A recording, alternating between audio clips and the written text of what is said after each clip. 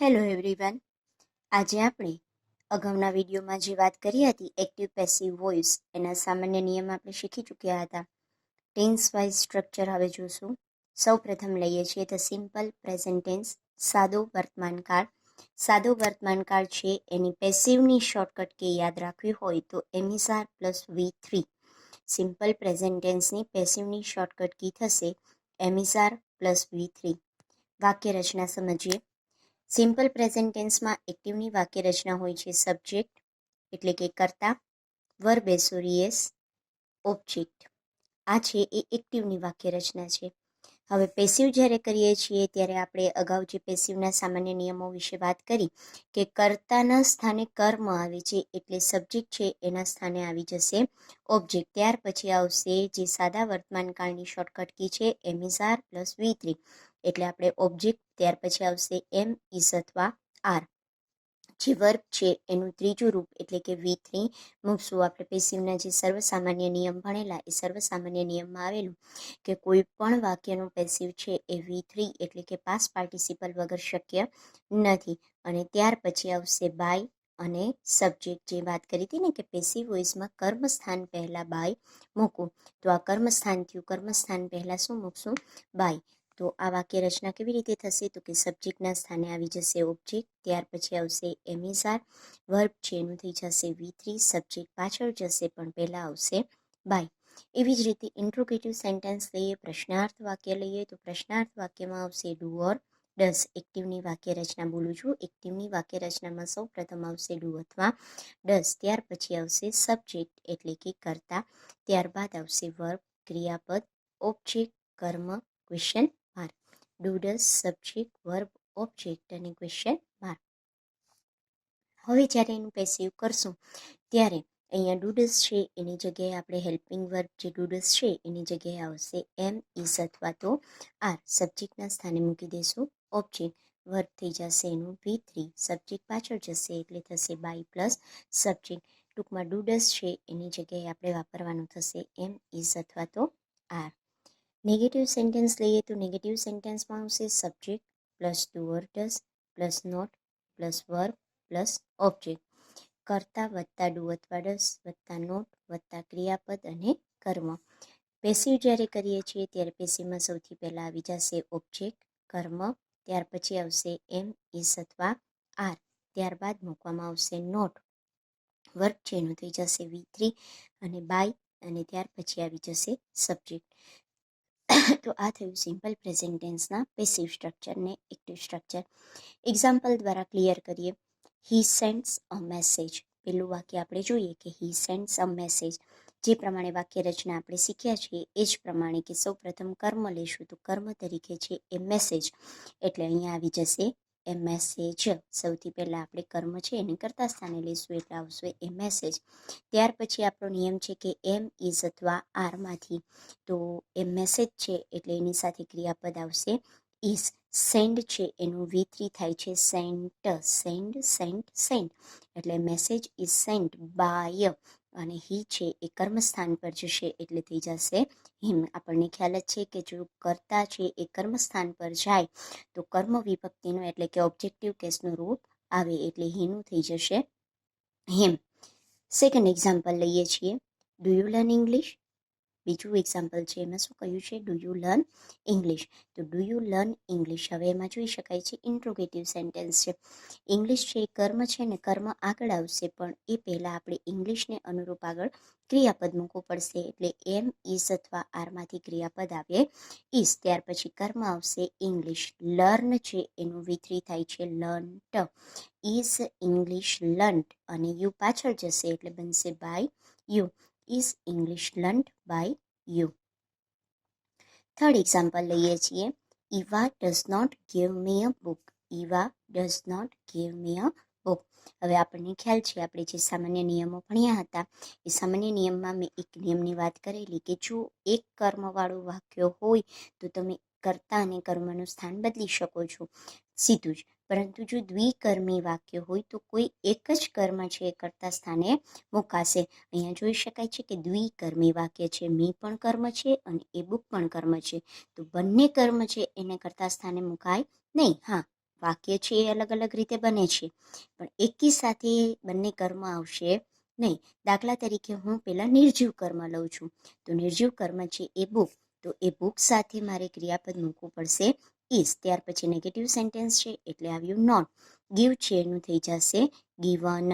હવે આપણે નિયમ એ યાદ કરવાનો છે કે જો નિર્જીવ કર્મ છે એ કર્તા સ્થાને આવે તો, જો નિર્જીવ કર્મ કર્તા સ્થાને આવે તો સજીવ કર્મ V3 પછી ટુ મૂકીને લખવામાં આવે છે. આ નિયમ ખાસ મેં યાદ રાખવા માટે કહેલો.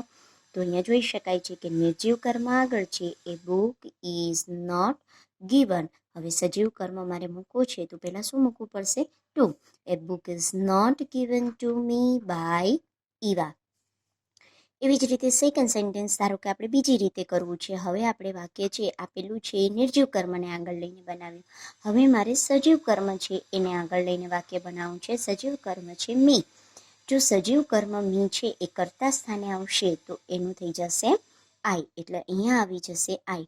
હવે એ બુક હતું તો એની સાથે ક્રિયાપદ મુકાતું હતું ઇઝ, પણ આઈ સાથે ક્રિયાપદ ઇઝ આવશે નહીં. આઈ સાથે શું મૂકવું પડશે? એમ. નેગેટિવ સેન્ટેન્સ છે એટલે નોટ, ત્યાર પછી ગીવનું V3 ગીવન. હવે નિર્જીવ કર્મ છે હું V3 પછી સીધું જ મૂકી શકું છું. I am not given a book by Eva. એટલે ખાસ ધ્યાન રાખવું કે જો દ્વિકર્મી વાક્ય હોય તો કોઈ એક કર્મને આગળ લઈ અને વાક્ય છે એ બનાવી શકાય છે, અને બીજું કર્મ છે V3 પછી મૂકવું. ત્યાર પછીનું example, do you get up early? હવે અહીંયા તમે જોઈ શકો છો આ વાક્ય છે do you get up early, શું તમે વહેલા ઉઠો છો? હવે આ વાક્યમાં કર્મની ઉપસ્થિતિ છે નહીં. ઘણી વખત એવું થતું હોય છે કે આપણે વાક્ય લાંબુ જોઈએ અથવા તો વધારાના શબ્દ અધર વર્ડ્સ જોઈએ તો એને કર્મ તરીકે લઈ લઈએ છીએ, પણ અર્લી છે એ કોઈ કર્મ છે નહીં. જો કર્મ જ ન હોય તો એ વાક્યનું પેસિવ વોઇસ બને નહીં. કર્મહીન વાક્યનું પેસિવ છે એ શક્ય નથી. તો do you get up early, હવે આ વાક્યમાં કર્મની ઉપસ્થિતિ નથી, કર્મ ન હોય તો એનું પેસિવ બને નહીં, એટલે આ વાક્ય બનશે ઇમ્પોસિબલ. આપણી જાણકારી માટે આવું વાક્ય લીધું છે કે જો આવું વાક્ય પૂછાય તો પેરેગ્રાફમાં જેમનું તેમ લખી નાખવાનું, બરાબર, પરંતુ આ વાક્યનું પેસિવ છે એ શક્ય છે નહીં. ત્યાર પછીનું સેન્ટેન્સ લઈએ, they do not make toys. They do not make toys. હવે કર્મ કોણ છે? ટોયસ. ટોયસ આગળ આવશે એટલે એમ ઇઝ અથવા આરમાંથી મુકાશે are. Toys are not. Make છે એનો V3 શું થશે? મેડ.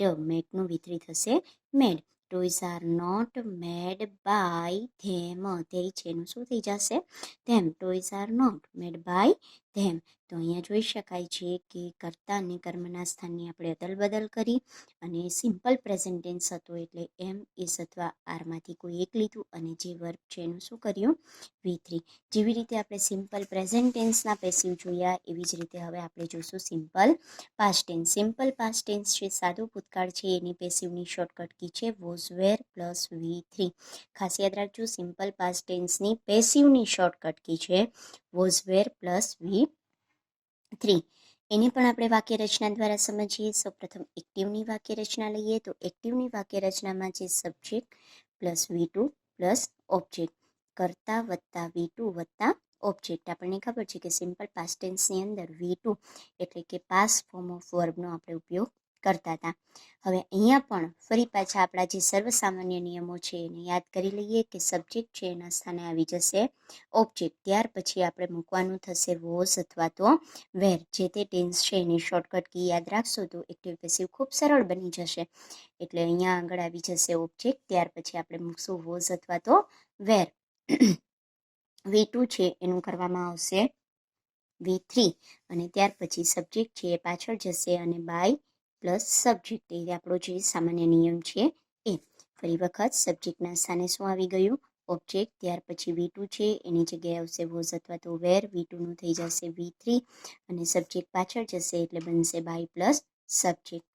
ઇન્ટ્રોગેટિવ સેન્ટેન્સ લઈએ છીએ તો ઇન્ટ્રોગેટિવ સેન્ટેન્સમાં આવશે સૌથી પહેલાં આવશે ડીડ, ત્યાર પછી આવશે સબ્જેક્ટ, ત્યાર પછી આવશે V1.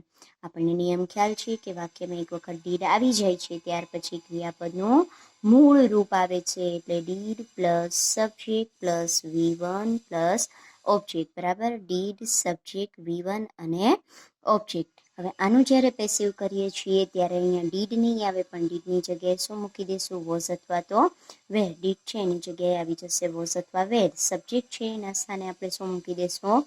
ઓબ્જેક્ટ. અને V1 છે એનું થઈ જશે V3, કારણ કે આપણો નિયમ જ છે કે પાસ્ટ પાર્ટિસિપલ વગર, ભૂત કૃદંત વગર પેશિવ છે એ શક્ય નથી. અને સબ્જેક્ટ પાછળ જશે પણ બાય પ્લસ સબ્જેક્ટ, એટલે ડીડ છે એની સ્થાને આવી જશે વોઝ અથવા વેર. સબ્જેક્ટના સ્થાને આવી જશે ઓબ્જેક્ટ. અને V1 છે એનું થઈ જશે V3, અને ત્યાર પછી આવશે by plus subject. Negative sentence લઈએ છીએ તો નેગેટિવ સેન્ટેન્સમાં આવશે સબ્જેક્ટ, ડીડ, નોટ, V1 અને ઓબ્જેક્ટ. એક્ટિવનું સ્ટ્રક્ચર છે એમાં એક્ટિવના સ્ટ્રક્ચરમાં આવશે સબ્જેક્ટ, ડીડ, નોટ, V1 અને ઓબ્જેક્ટ.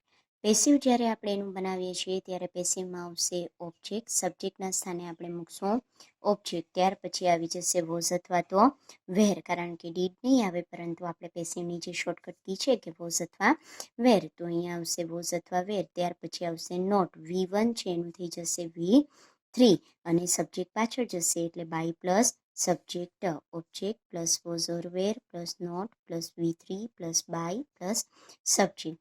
જોઈ શકાય છે કે સિમ્પલ પ્રેઝન્ટ ટેન્સ આપણે અગાઉ જ્યારે લીધું ત્યારે સિમ્પલ પ્રેઝન્ટ ટેન્સની અંદર શોર્ટકટ કી શું આવતી હતી? તો કે એમિઝાર પ્લસ V3. અને સિમ્પલ પાસ્ટ ટેન્સ લઈએ છીએ તો સિમ્પલ પાસ્ટ ટેન્સની અંદર જે શોર્ટકટ કી છે એ શોર્ટકટ કી શું આવે છે? Was were plus V3. હવે અહીંયા જોઈ શકાય છે કે વોઝવેર પ્લસ V3 આપણે જ્યારે લઈએ છીએ ત્યારે V3 અને વોઝવેર, બરાબર. અહીંયા V2 હશે અને અહીંયા વોઝવેર છે અને એની સાથે આવશે V3. હવે જોઈએ એક્ઝામ્પલને. Viraj flew a kite. Viraj flew a kite, બરાબર. આ એક્ઝામ્પલ છે એમાં જોઈ શકાય છે કે ફ્લ્યુ છે શું છે? તો કે V2 છે. આપણે જરૂર પડવાની છે V3ની. સૌ પ્રથમ તો આપણે એ જોવાનું છે કે કર્તા કોણ છે અને કર્મ કોણ છે. તો કર્તા તરીકે છે વિરાજ અને કર્મ તરીકે છે એ કાઇટ. એક જ કર્મ છે એટલે સીધા જ કર્તા અને કર્મના સ્થાનની આપણે અદલ બદલ કરી શકશું. સૌ પ્રથમ હું અહીંયા લઈ લઈશ એ કાઇટ, કર્મ છે એ કાઇટ. હવે એ કાઇટ છે એટલે એની સાથે આપણે ક્રિયાપદ મૂકી શકીએ છીએ વોઝ. A kite was. હવે ફ્લ્યુ છે, આપણે V3 જોઈએ છે તો આપણને ખબર છે ટુ ફ્લાય, ફ્લ્યુ, ફ્લોન. V3 છે એ શું થાય છે? ફ્લોન. એ kite was flown by Viraj. આપણા નિયમ પ્રમાણે કે કર્મસ્થાન પહેલા બાય, વિરાજ છે નામ છે એટલે અહીંયા સીધું જ આવી ગયું. A kite was flown by Viraj. Second example લઈએ છીએ. Did you teach maths? Second example શું છે? Did you teach maths. આપણે અહીંયા જોઈ શકાય છે કે ઇન્ટ્રોગેટિવ સેન્ટેન્સ છે, પ્રશ્નાર્થ વાક્ય છે. અને પ્રશ્નાર્થ વાક્ય છે એટલા માટે અહીંયા હેલ્પિંગ વર્બ ડીડ છે એને પહેલાં લીધો છે. હવે આપણને ખ્યાલ છે કે કર્મ તરીકે અહીંયા મેથ્સ છે, મેથ્સ આગળ આવશે પણ એ પહેલાં આપણે ક્રિયાપદ મૂકવું પડશે. તો ક્રિયાપદ વોઝ અથવા વેરમાંથી આપણે શું લેશું? તો કે વોઝ. તો વોઝ મેથ્સ. ટીચ છે એનું V3 શું થશે? Taught. To teach, taught, taught. હંમેશા ક્રિયાપદ જ્યારે પાકા કરો ત્યારે આ રીતે યાદ રાખવા કે જ્યારે V2 આવી ગયું હોય તો V1, V2 અને V3 ત્રણે એક વખત સાથે બોલી જવા, જેથી આપણને ફરી વખત એ ક્રિયાપદ છે એ યાદ રહી જાય. વોઝ મેથ્સ ટોટ, અને ત્યાર પછી યુ છે એ પાછળ જશે, એ પહેલાં આવશે by. Was maths taught by you? Question mark. ખાસ ધ્યાન રાખવું કે પ્રશ્નાર્થ વાક્ય હોય તો પ્રશ્નાર્થ વાક્યમાં પાછળ ક્વેશ્ચન માર્ક મૂકવાનું ભૂલશું નહીં. આખું વાક્ય આપણું સાચું હોય અને જો છેલ્લે ક્વેશ્ચન માર્ક ન હોય તો વાક્ય છે આપણું ખોટું પડે છે. થર્ડ એક્ઝામ્પલ લઈએ છીએ. Mahi did not sleep in the room. Mahi did not sleep in the room.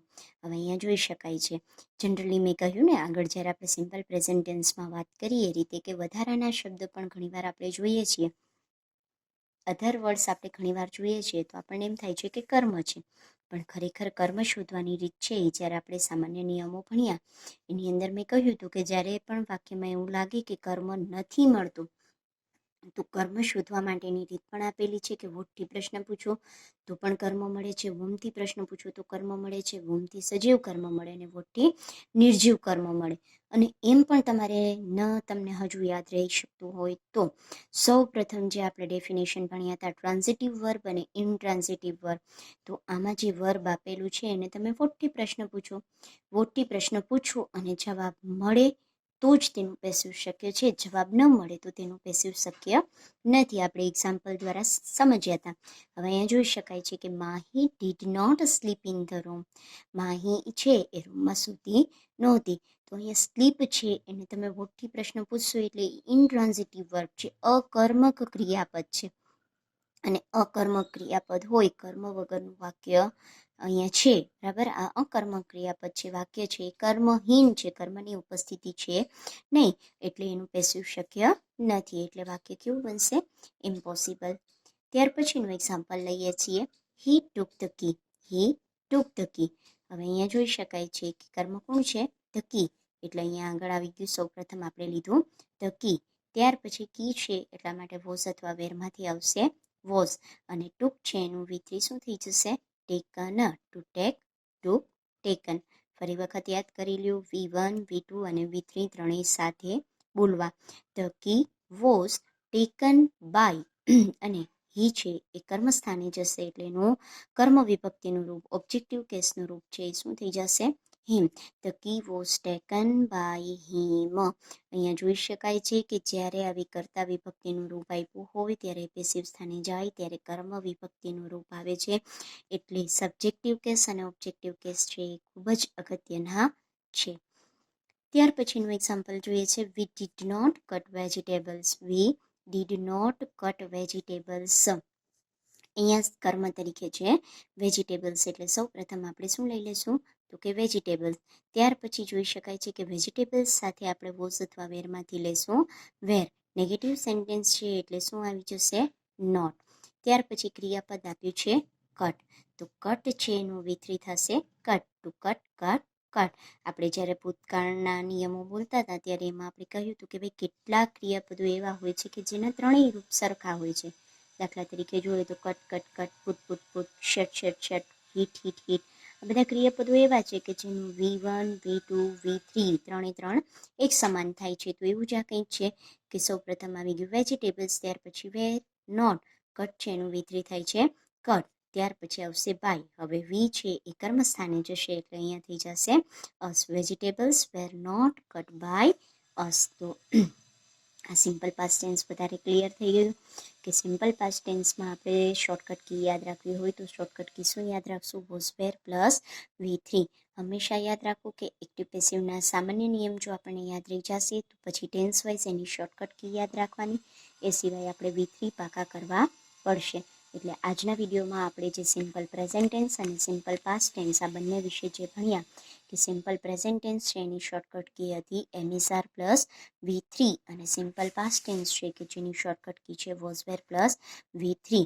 અને બીજા આપણા જે નિયમો છે કે કર્તા અને કર્મના સ્થાનની અદલ બદલ કરવી, કર્મ સ્થાન પહેલા બાય મૂકવું. ખાસ યાદ રાખો, કર્મ સ્થાન પહેલા બાય મૂકવું અને કર્તા કર્મના સ્થાનની અદલ બદલ અને V3. આટલી વસ્તુ છે એ યાદ રાખશું. હવે આગળના વિડીયોમાં આપણે આગળના ટેન્સના સ્ટ્રક્ચર અને એના એક્ઝામ્પલ જોઈશું. હજુ પણ એક્ટિવ પેસિવ વોઇસના આગળના ટેન્સના સ્ટ્રક્ચર અને એના એક્ઝામ્પલ વિશે આપણે ચર્ચા કરશું.